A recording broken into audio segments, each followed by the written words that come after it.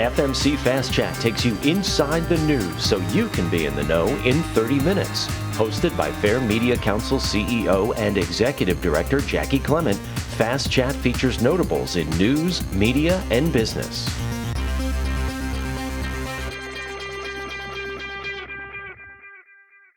Hi, this is Jackie Clement, and this is a bonus episode of FMC Fast Chat, where we take you inside the Fair Media Council's Folio Awards, which celebrates the best in news. This year, our Lifetime Achievement Award for National News was presented to CBS News' Pat Milton, an extraordinary journalist and an exceptional human being. Take a listen now as we join the program already in progress with CBS News Chief Investigative Correspondent Jim Axelrod introducing his friend and colleague, Pat Milton. It is such a pleasure to be here for this special event. Now, look, I don't have too many rules that govern my professional life, but those I do have, I adhere to rigidly. So don't spend one more night in a hotel than you have to. Don't fly in or out of JFK unless you have to. Don't drive the Cross Island Parkway unless you have to. It's got to be a pretty big deal for me to deal with the Cross Island Parkway. The Fair Media Council Folio Awards, big deal. A Lifetime Achievement Award, big deal. The chance to honor our own Pat Milton, the deals don't get bigger than that. Yes, CBS News investigative super producer Pat Milton is a very big deal. Now, speaking of big deals, you're going to hear from Susan Zirinsky in a moment, and Z is going to delve a little bit more into Pat's impressive body of work. But just to summarize, my God, what a resume. I'm not sure there has been a major story in the last several decades that Pat hasn't had a hand in reporting. At CBS News for the last 15 years, specializing in national security, the FBI, the intelligence community, and federal law enforcement, and the Associated Press for 2 decades prior to that. Sandy Hook, the Boston Marathon bombing, the Parkland High School shooting, El Chapo, the fentanyl crisis, 9/11, TWA Flight 800, just to mention a very few. She's a 2-time AP Reporter of the Year in New York, inducted into the Long Island Journalism Hall of Fame in 2019, and if that's not enough, is also a lawyer licensed to practice in New York and Washington. But as I say, Z will tell you a lot more about that. For me, any discussion of Pat Milton starts with her Rolodex. It is the single most impressive Rolodex I've come across in 34 years of reporting. Seriously, Jackie, next year, the Fair Media Council should consider giving a Lifetime Achievement Award to Pat's Rolodex. Now, you can't fool me. I see some dazed and confused looks on the younger journalists in the crowd. Rolodex. Call your parents on the way home. They want to hear from you, and they can tell you what a Rolodex is. But I'm very serious about this, honoring her Rolodex. Let me digress here just for a moment. About 6 months ago, when Jess Kigu and I started reporting on the Pentagon's troubling performance addressing veterans targeted for their sexuality, even after the repeal of Don't Ask, Don't Tell, we needed to get someone who had been part of that process of repealing Don't Ask, Don't Tell to tell us what they thought about it. We needed someone of heft, someone of gravity, who might make the Pentagon sit up and take notice. It was tricky. I mean, who's going to say, sure, I'll sit down on camera to discuss a shameful chapter of something I have some responsibility for? So we're on a Zoom call with the CBS News Investigative Unit, and we're going around throwing out names. Who can we get? Who can we get? Who can we get? Maybe a half dozen of those names at the very top of the list would charitably be described as aspirational. meaning no way. Good idea, but no way are they going to talk to us.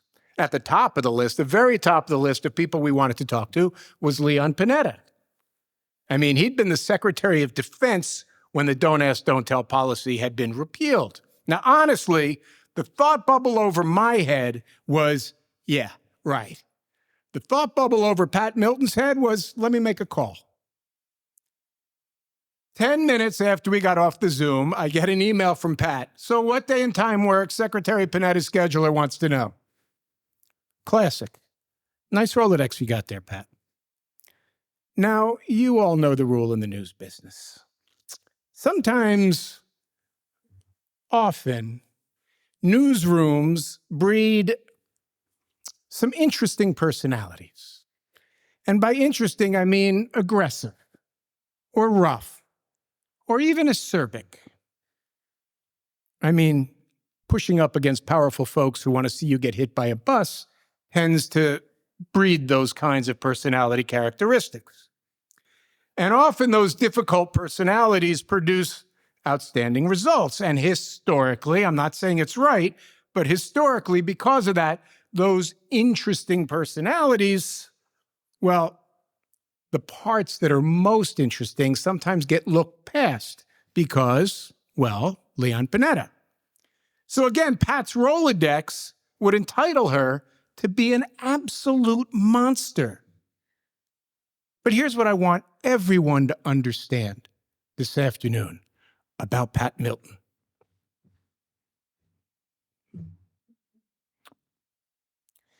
To me, the most important, valuable, and rarest part of Pat's excellence that we are recognizing and honoring this afternoon is that she is just as fine a human being as she is a journalist.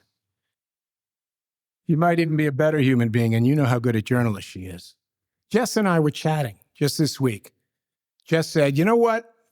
Pat's always been proof that in this business, you can earn respect and still hug everyone. You can be competitive and kind, intimidating, yet somehow so approachable. Imagine that. The producer wrote it better than I did. Sure, Pat understands the value of a scoop.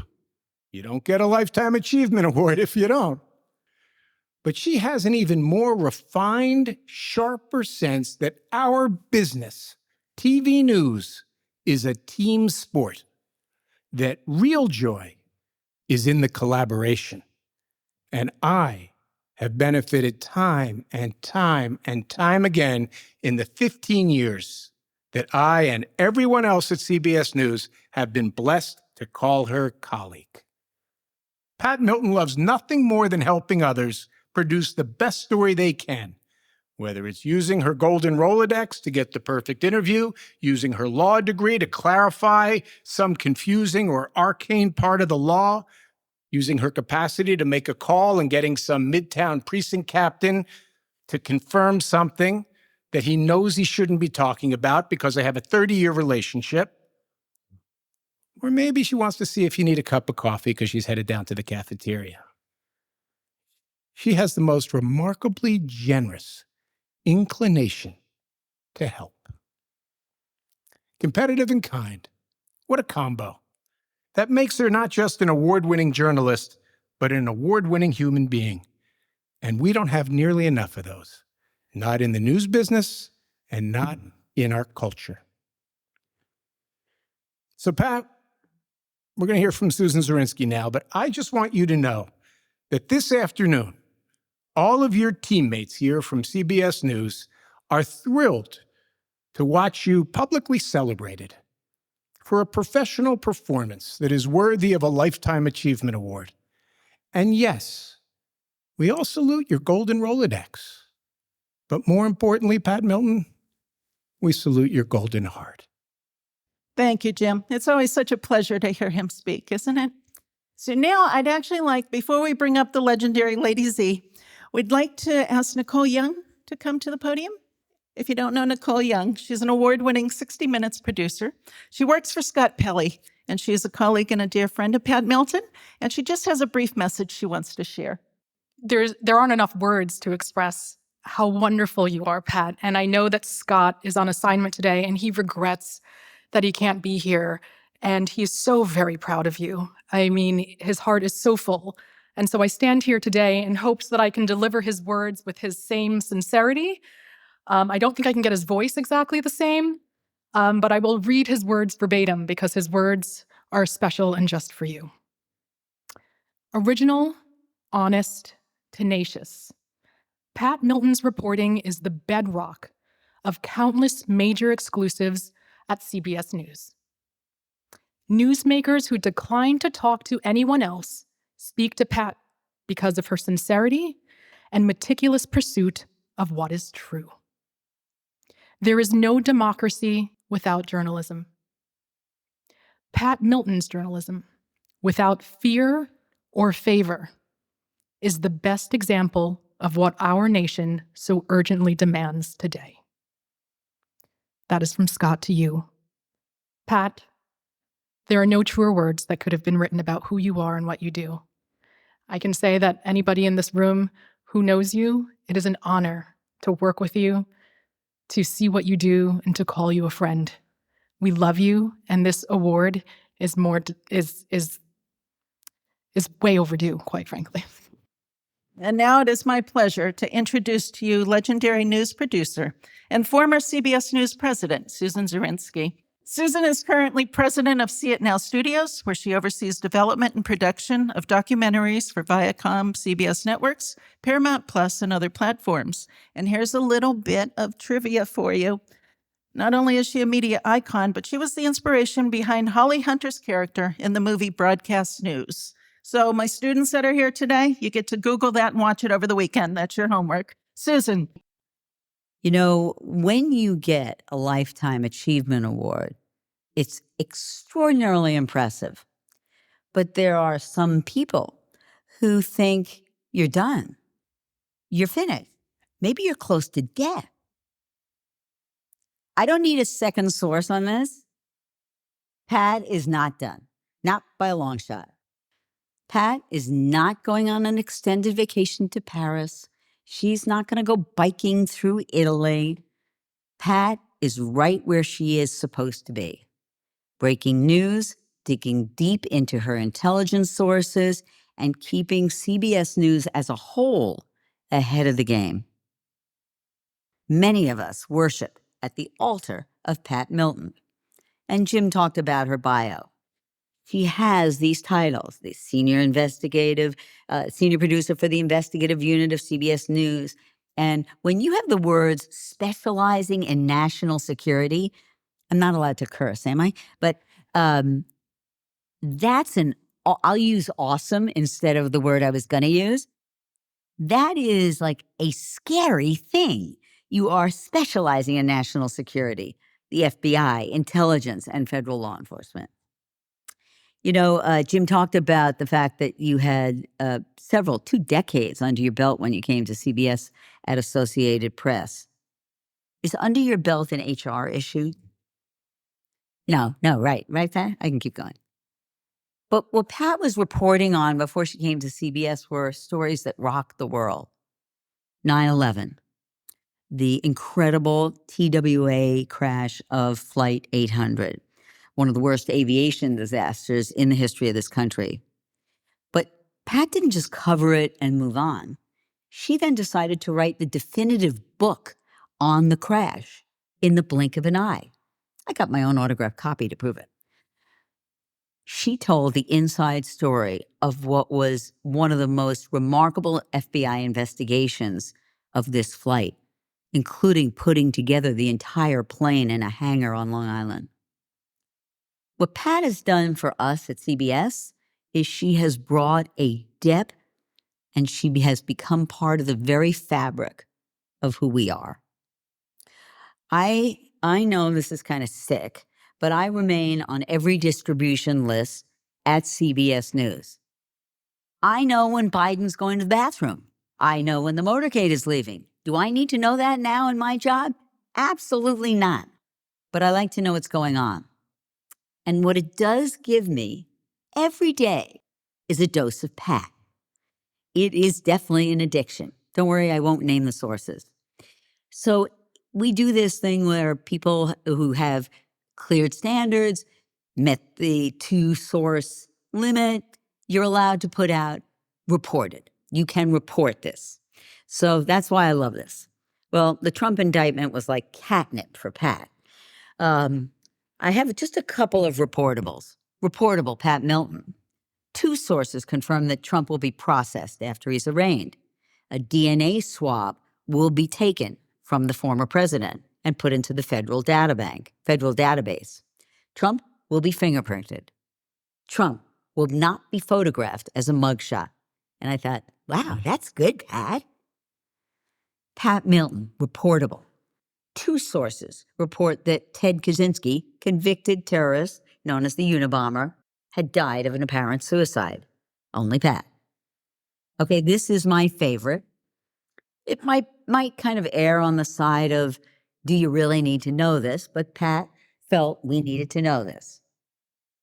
Get a decent microphone, will you? Okay. It's following me. Pat Milton, reportable. 2 sources, 1 law enforcement source and 1 government source, said that while Harry and Meghan were not in danger, 2 New York City Police Department uniformed officers could have been injured at one point during the alleged chase through New York City. Pat goes very deep. Deep, deep, deep. Pat, you are like a stealth warplane. Not a lot of noise, flies under the radar, but when she drops an information bomb, it's nuclear. Pat has what I think is one of the most important assets of an investigative journalist. Trust. From her sources, FBI, CIA, DOD, NSA, DIA, to all of us who have walked the halls of CBS. When you think of the big stories, Jim mentioned this, but she and Andy Trier broke the Brittany Griner released by Putin.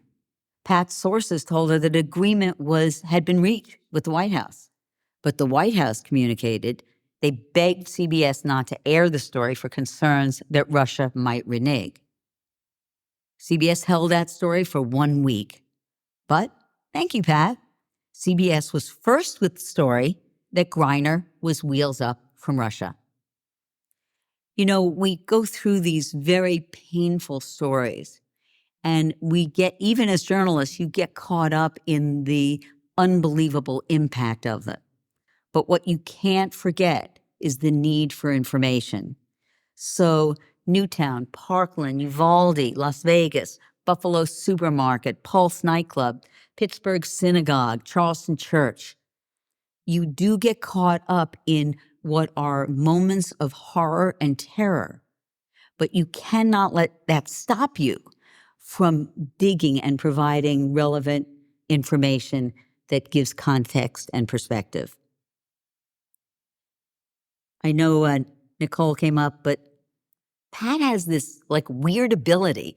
Jim talked about it. It's like, everybody's like, what are we going to do? Pat's on the phone. What time can you do it? Secretary of State Blinken for Pele, exclusive. FBI Director Christopher Wray, exclusive. Who else? Although I must say, Pat had talked to us at 48 Hours at that point about the behind-the-scenes look of the FBI investigation into the Boston Marathon bombing. But Scott Pelley actually liked it, and I'll let you guess who won that battle. I did love the DEA hunt for Russian arms dealer Victor Bout, though. I couldn't get that on 48 Hours, but I did like that you got it for 60. You may be awarding Pat the Lifetime Achievement Award, but Pat has won I Won't Burn You Golden Globe Award from her sources, and that gives you access at any moment into the inner sanctums of agencies who trust no one. Let's be honest. The best executive producers, myself included, call Pat when they need an in. They want to get the get. Pat was instrumental in a documentary I was producing with Jules and Gideon Naudet and Chris Whipple for Showtime. It was called The Spy Masters, CIA in the Crosshairs.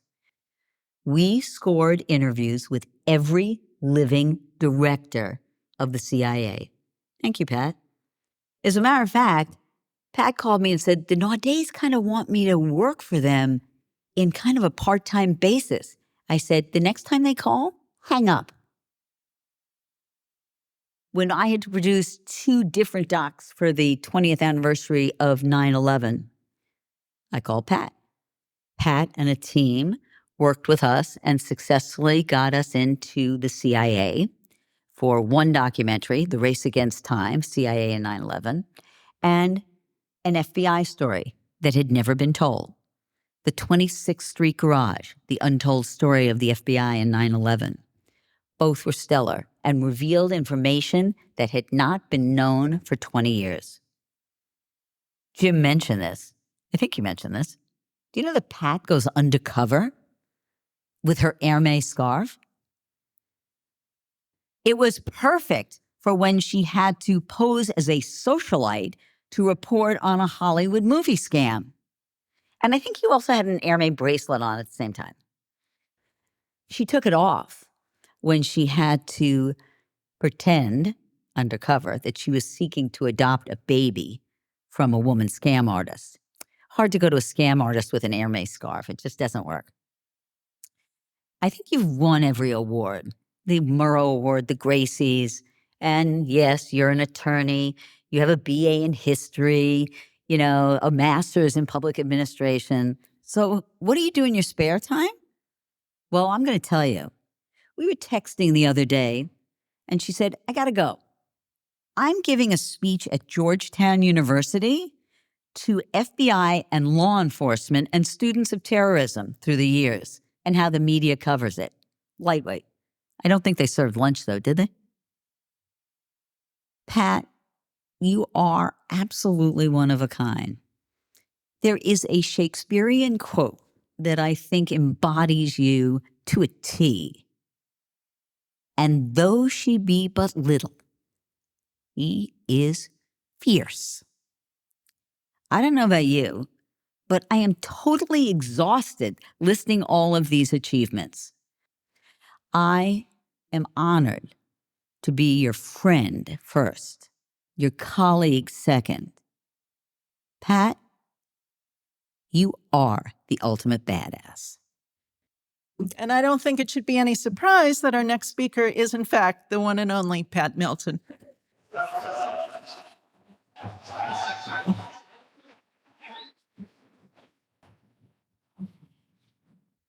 Thank you so much for this great honor. I am privileged and humbled to be here today.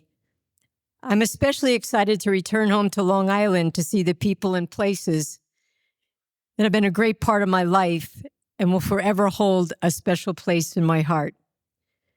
I want to thank the Fair Media Council and especially the great Jackie Clement, who makes all things happen beautifully and brilliantly. Thank you, Jackie.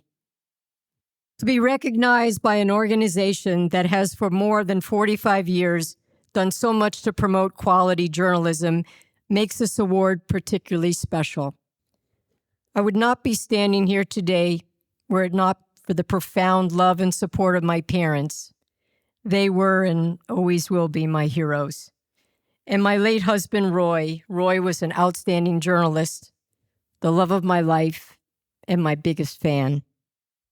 A big thank you as well to my colleagues in the news business. I've admired and respected you even as we competed for stories.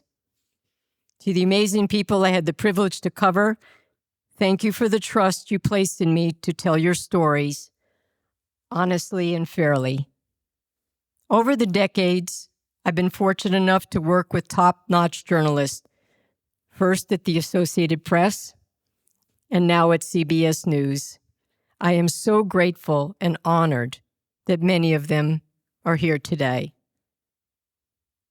I'm especially honored that the illustrious Jim Axelrod, one of the greatest network correspondents ever, is with us.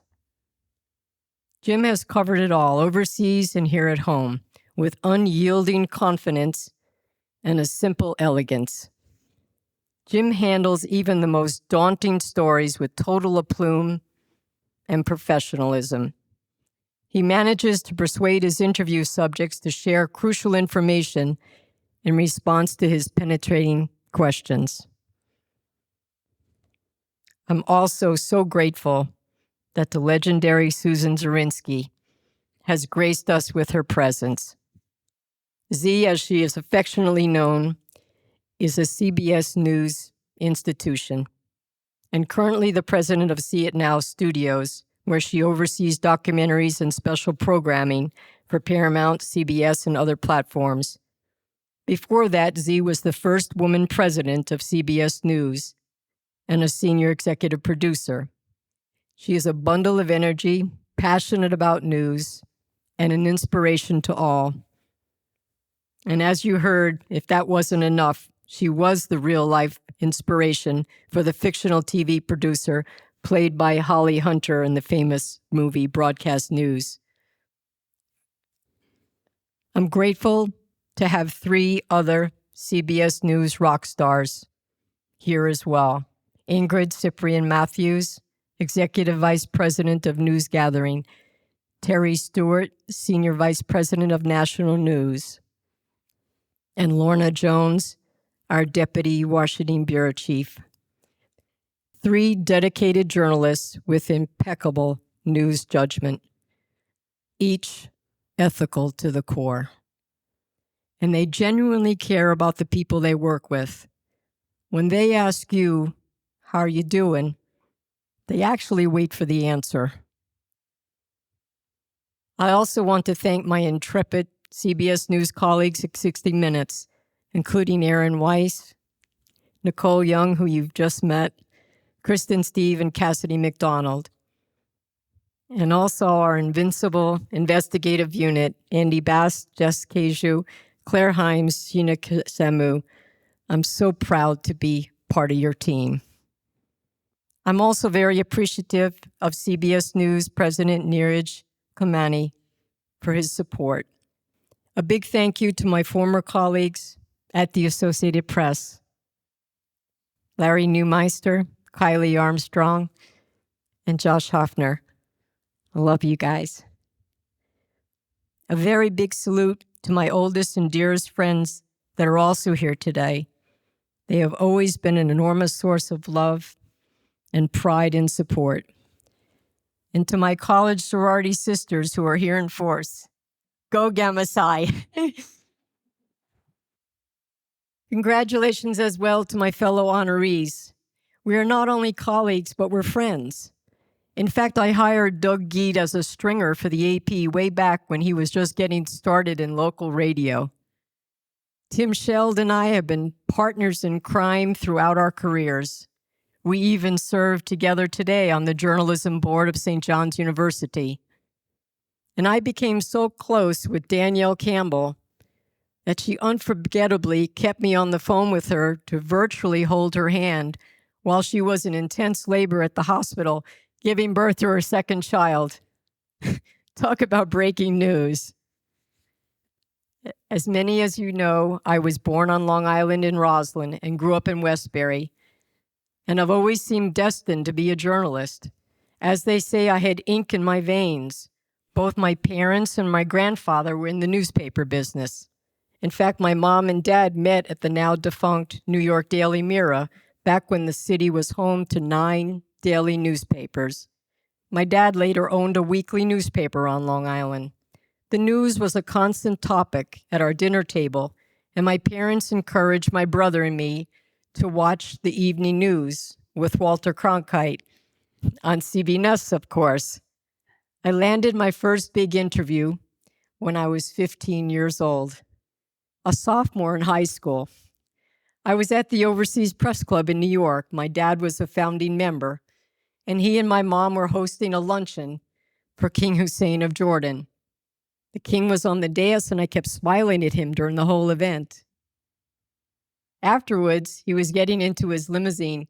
He saw a police officer stop me from getting under the police barricade. The king jumped out of his car and motioned for me to join him. We had a wonderful chat in the back of his limo, and I wrote about it for my high school newspaper. So a lesson for aspiring journalists here today, including Max and Phoebe. Always smile at the king. You could get a royal scoop. When I graduated college, I set out to pursue my dream job in journalism.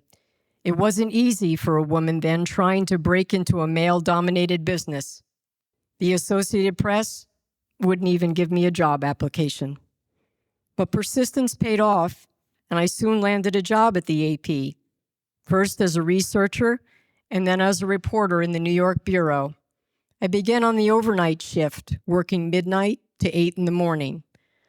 I was one of only 2 women among 70 news people in the bureau. My first story was covering a terrorist bombing in the United Nations.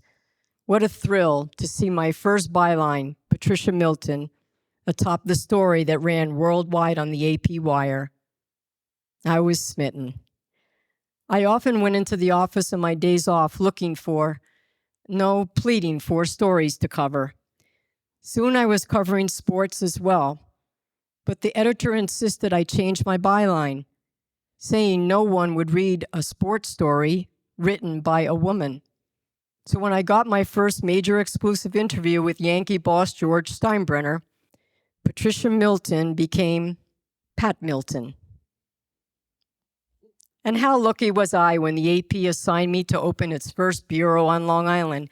It was a gift to be assigned to cover my hometown for a worldwide news organization. I cherish the memories of the time we spent together with my colleagues, crammed into the little press room in Mineola Courthouse. We covered it all.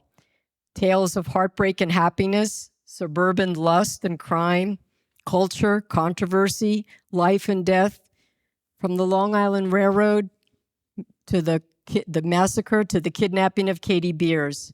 And of course, the antics of cheating husband, Joey Buttafuoco. Of the hundreds of stories I've covered as an investigative reporter for the AP, CBS News, and 60 Minutes, the most compelling was right here on Long Island, the crash of TWA Flight 800. The AP sent me to the scene of the South Shore of Long Island an hour after the crash, and I stayed 14 months. I felt driven to solve the mystery, not just for the public, but for the families of the victims. For me, this was a story not just about a plane crash. It was a tale of 230 souls lost and the loved ones they left behind. I later wrote a book about the FBI's investigation into the crash, called In the Blink of an Eye.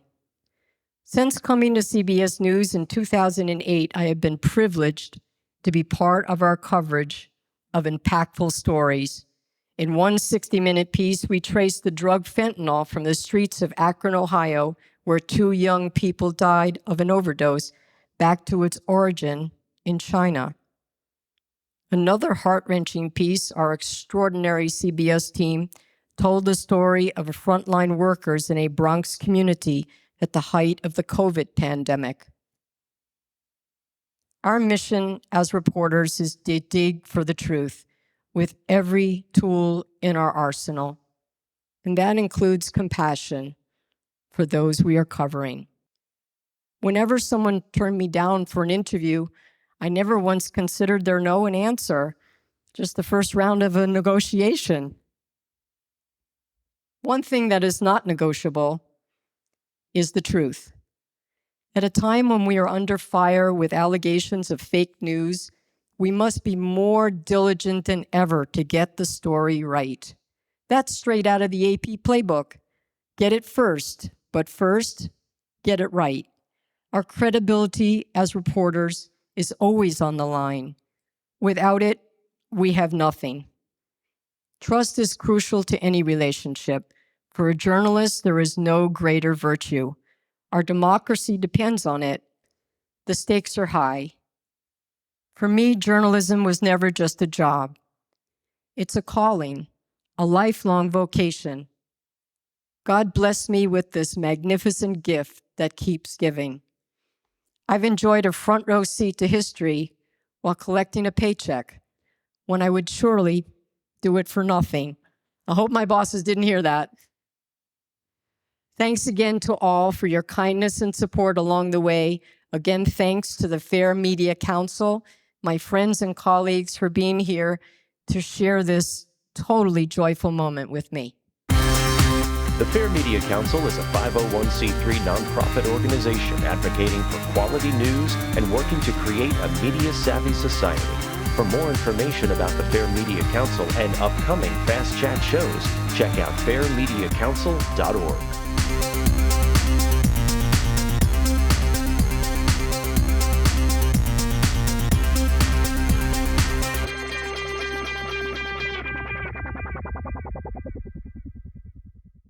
This podcast is a part of the C-Suite Radio Network.